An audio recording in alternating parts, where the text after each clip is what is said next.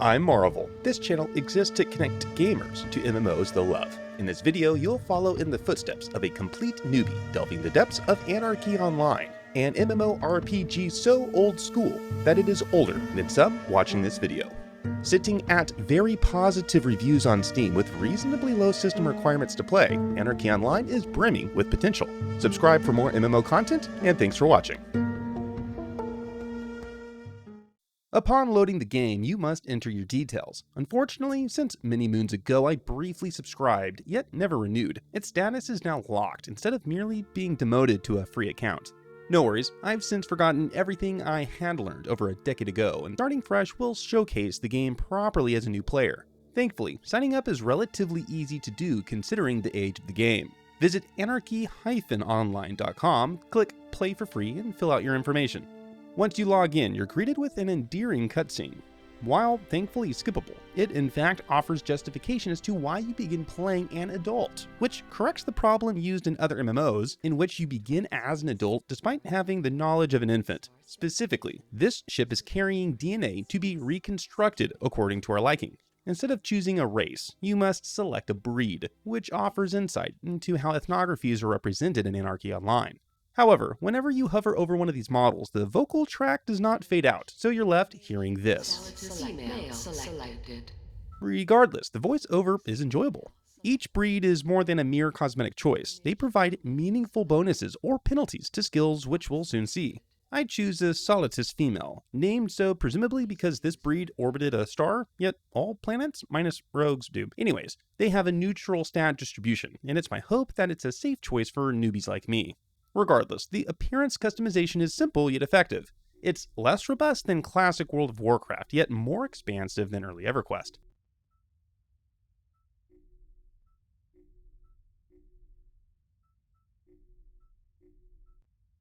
There are 14 bona fide classes, all non-redundant, except the agent because that class can play as any other, up to a certain threshold. 2 are forbidden because I'm playing as a froob, that is a free noob account. Yet because the adventurer class reminds me of a ranger in early EverQuest, under the wings of a polycolored jungle parrot, I obviously need to see what it's all about. Their description indicates that they are a jack of all trades, using various abilities, many weapons, and an array of nanotechnologies, all of which will be covered later. Once you've made your choice, you name your tune who boards a spaceship to Ruby Kai, the main planet of Anarchy Online. Remember this ship.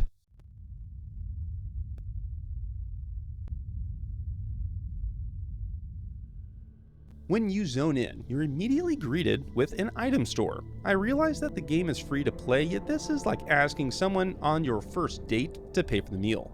The UI is very similar to Funcom's other MMORPG, Age of Conan, so the developers must have copied most of the CSS between the games, yet changed just the background image. Of course, daily rewards are reserved for paying members. I guess this date won't pay for dessert either. Frugality aside, you're met with a lush soundscape, flooding with deep pads and looming drones. The music is perfect.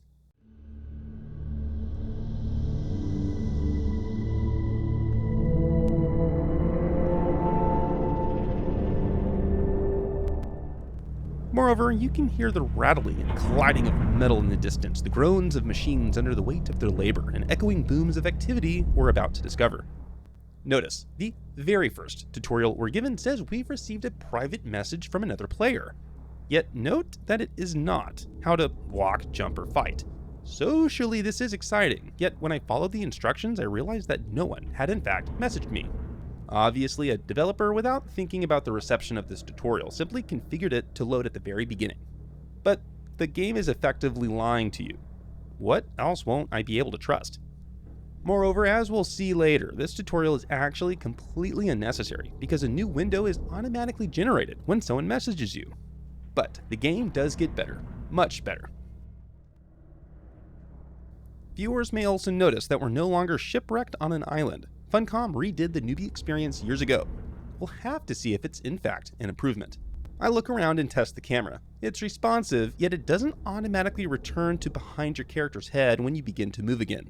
However, the game runs reasonably well. The textures are crisp. You can even go into first-person mode. Spaceships are flying overhead as malfunctioning cleaning robots are exploding all around you. Don't worry, we'll get to them soon. Moreover, I am impressed. When you walk backwards, your character turns their head and the animation is believable. There is also mention of someone becoming enlightened in the console chat.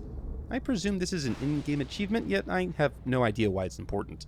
More importantly, I see a glowy blue circle on the ground, and since it's the brightest object nearby, I figure that's where I'm supposed to go. I find myself in a storage ship with Lestal 24 and Latrin 421. It's my impression that these two tunes are controlled by the same player, so perhaps dual boxing is common or an enjoyable way to play. Upon interacting with them, a tutorial renders informing us how to invite them into the party. This tells me that they could have programmatically tied the first private message to someone actually whispering you. Alas, while this is a contextually useful aid, it does not tell me where in the UI the team button is, so I stumble about trying to locate it. Ah, it's right under Shop. I hope that's coincidental. I ultimately decide not to extend a party invitation, so I close the tutorial, but it renders a bright blue icon on my screen. But I want to ignore the tutorial, not save it for later. I find a way to open my inventory and see a range of items. I have no idea what any of these do, but I'm glad that the game provides ample inventory space without nickeling and diming me. I examine a nanocrystal, which is actually a skill book. After learning the ability, I click it, and the game automatically assumes I'm the target, since no other target has been selected. This is the correct assumption to make, and I'm glad the developers thought of this. I tried to equip an item that the game gave to me by default, yet my computer literacy must be 20. I have no idea what this means. Why isn't there a tutorial explaining what these are? Next, I equip a pair of glasses, which adds armor class to a range of damage types. Anarchy Online is old school, so yes, you will have to juggle many different resistances to various types of threats. I also learn Pronouncement of Greatness. Obviously, I have to cast this. And I'm elite. Of course. Despite my drastic metamorphosis, I can still equip a sword to my little mammalian paws. This is absolutely adorable. The rolling animations, the cute chirps, the awkward bipedal walking animations. I have no idea if this skill has any other utility other than its roleplay value, and I'm so glad it's in Anarchy Online. Janos apparently doesn't mind the fact that I'm elite. He informs me that I don't have the chops to work for him, yet I don't know if he's taking a jab at my transmutation or hinting at my current level. Thankfully, the UI helpfully clarifies that I must be level 5 to accept his quest. I love content that's aspirational even at level 1. We'll have to come back later. I zone back in and see Jashirin. His power is apparently taunting all the nearby mobs. His quick demise seems to be an ill omen, foreshadowing what's to come. Testing my luck, I think it's time for combat. Those who played classic EverQuest or Ashwin's Call would find this familiar. It's a tab target system featuring typically longer fights that become more nuanced over time, turning into remarkably elaborate dances. In this case, we trade bite for blow, and I wind up victorious. Note the tip in the console that you can adjust your aggressiveness for defense. It's not clear how much of that matters, yet you can do so on the bottom right of your screen. I try my luck again, yet collapse under the crushing might of a malfunctioning cleaning robot.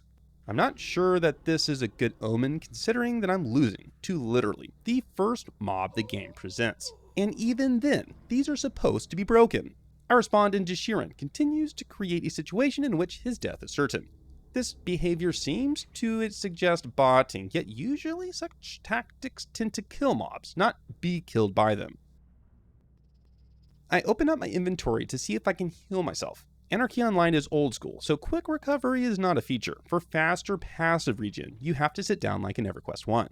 We'll discover an efficient healing method later, yet here I try both healing tools available to me. Similar to the headpiece, I can't use either of these items despite spawning with them. I open up the Wear window, which really means equipment, and I realize I can equip the other blade in my inventory in my right hand. Excellent. I'm glad I can dual wield at level 1. But thinking that if I cast the leap spell again, that would dispel the effect, right? Nope, it simply refreshes its duration. While that makes sense, it's currently very unclear how to cancel this nano program, which are buffs in Anarchy Online.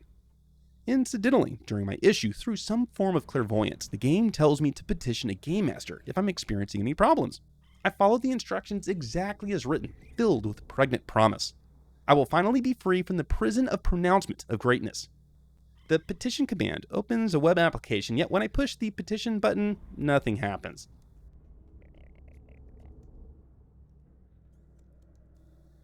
In fact, the tutorial would be so much better if these tutorials simply never showed, because so far they've been mostly unhelpful. But I do see another player, and as I interact, the invite into your team pop-up renders again as if I forgot its instructions from earlier. The problem is the assumption that I both want to add MadBoris70 to my group and don't know how. Still stuck as elite, I canter towards the Shift plus click revolving icon. It tells you how to view missions, which are Anarchy Online's quests. Since the text emphasized groups, I initially thought missions were group-based instant content, yet in reality, they aren't necessarily. Anarchy Online is an old-school MMO that assumes player interaction and interdependence, which is likely why the group tooltip and the emphasis here to group are pressed. In the moment, I was confused, yet in hindsight, it's actually quite endearing. Regardless, I chirp to Rex, which in Latin means king. He accuses me of hiding in a cargo ship, but we didn't come in one. This is likely due to the fact that Funcom didn't update the player creation to match the new tutorial. Prior to the Arete update, players crash landed on some sort of island, but the narrative here is that we snuck onto a cargo ship. But we didn't sneak on, we were genetically reconstructed. Regarding the quest, he tells us that you need an ID to enter ICC. ICC is the Interstellar Corporate Council, which is a neutral city. Moreover, the mission tab ends up being quite useful and can be toggled just above the shop icon. Again, a mere coincidence. The ID here is essentially the main plotline in this area known as Arete, the junkyard of the ICC.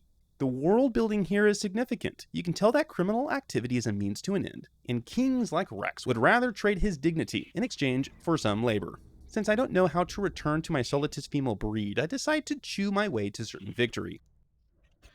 After the malfunctioning robot experiences its final malfunction, a pop-up that is actually useful, relevant, and tied to the correct player assumption is rendered. That describes how loot works in Anarchy Online. If you or your party deals the most amount of damage, you earn the loot. Sorry, Guild Wars 2 players.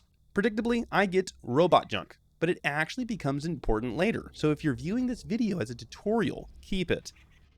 Still more, attacking the last robot needed for my mission, I find attack actions with a list of special melee abilities my character presumably knows. Why weren't these automatically added to my hotbar? Complaints aside, when you complete a mission, you're celebrated with a pleasant, triumphant musical score. Now I need to open the cargo box, but where is it? Inside the ship? There's no visual indicator to steer my attention. Yet in my musings, I can loot a lamp relay whose title is blue.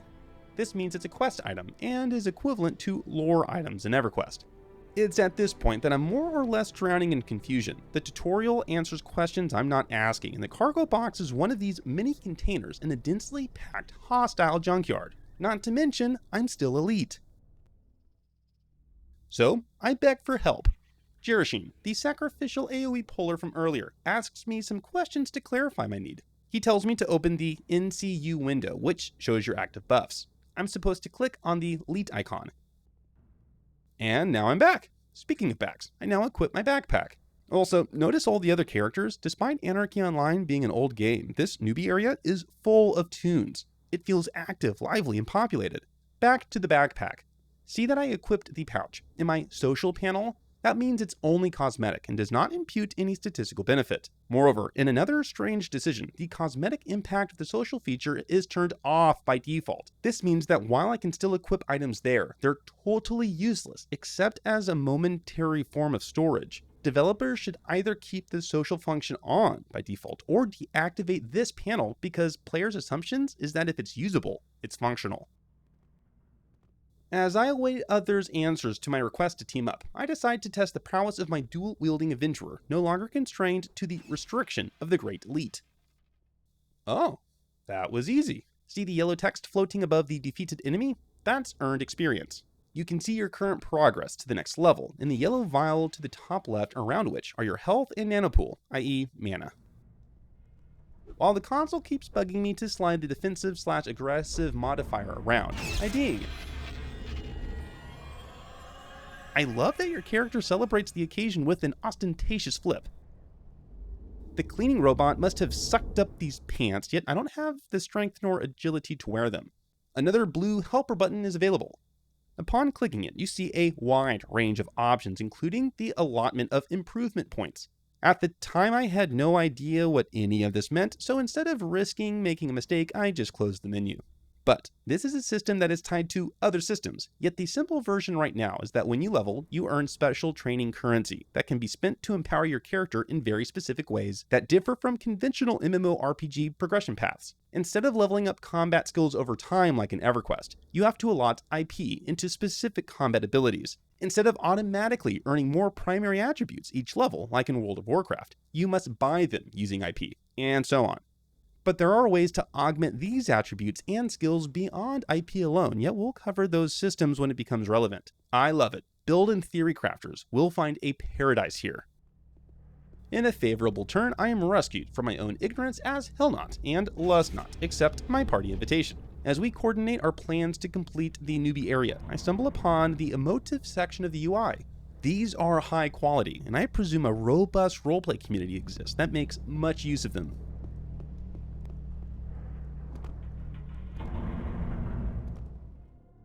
After looting another piece of equipment that I'm too weak to wear, I decide something must be done about my situation. I finally brave the fear of commitment and open up my improvement points panel. I decide to invest into strength, stamina, and agility. I'm sure veterans are crawling under their skin right now. Little did I know that every other skill is dependent upon and subservient to these primary attributes. You'll see what I mean later. Yet at least now I can wear these armor pieces.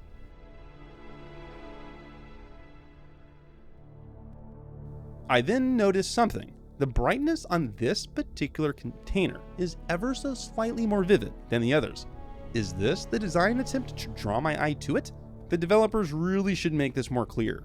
They could even have the king of malfunctioning robots point in this direction since the animation is available. After speaking with Rex, he admits that he doesn't actually know who provides fake IDs. In fact, he only knows one other person here, so logically they may be the only other person who could potentially help us. Alas, we earned more experience and credits. Missions are a helpful source of both and tend to be worth doing. I walk down the walkway. Hell Not must have killed something that contributed experience to my next level. I now notice that I can spend points in other developmental areas. The text color for body development is brighter than nanoresist, so it's my presumption that darker means more expensive. I also have a reset point that presumably returns all skills to 1 and refunds all my points. Next, as you speak with Marcus, you twist Rex's words to extract important information from Mr. Stone, but he has more pressing problems. These fires need to be put out, and like the king, he wants you to do it. This is really a tutorial on how to use an object on another object in the world. Admittedly, this is a different target than simply finding the cargo box, because that taught you merely how to interact with items. This adds another layer to it. From a pedagogical perspective, this is on the right track, although the actual interaction is clunky, yet acceptable for a game of its age. You're then requested to give the fire extinguisher back. You can also give credits. I'm not sure if this does anything, but you can do it. This feature does become important later, yet if it's functionally moot here, it should be disabled to prevent newbies from wasting their credits, like I presumably did. Finally, in return for putting out his fires, he gives you a blank transmitter, not information about your ID. We're told to ask Flint about work. What's the relationship between work, Flint, and this blank chip, and our fake ID? After running down the winding platform, you see Flint standing up and to the right. He opens with a quip about trash that, upon reflection, could be in reference to your character, and that's hilarious. You realize that the transmitter really is connected to the ID because people only speak to Flint for work only if they have an illicit need. So work is a proxy for the fake ID. We need to kill a few robots in the junkyard to find a bioanalyzing computer to begin programming the device. While we're fighting mobs, it's worth mentioning that I'm playing via Steam, which does not use the perpetually beta new engine available for use from their website. The world building here is grounded. This area feels like a junkyard. As you kill mobs, you earn side bonus experience, which presumably is an incentive to group, although it's marginal, at least in this area. Moreover, you may have noticed that my quest progress updated without me looting the computer, so mission progress appears to be shared. This is a great quality of life feature for such an old game. Now, Flint can't make use of the computer, so we need to find someone who can. As I approach Hillknot, you see the remains of this larger robot filled with better loot. This is an elite mob. They're worth farming for equipment, although the time it takes to defeat them is not worth it for the experience alone, at least not here in Arete. But I do love that they're loot pinatas. They're indicated by a neon glow around their models and are typically larger to indicate their relative danger. But as we move through the dangerous junkyard to deliver the computer, we're ambushed by a towering elite droid. Did we bite off more than we could chew? Watch the next episode to find out. Thanks for watching.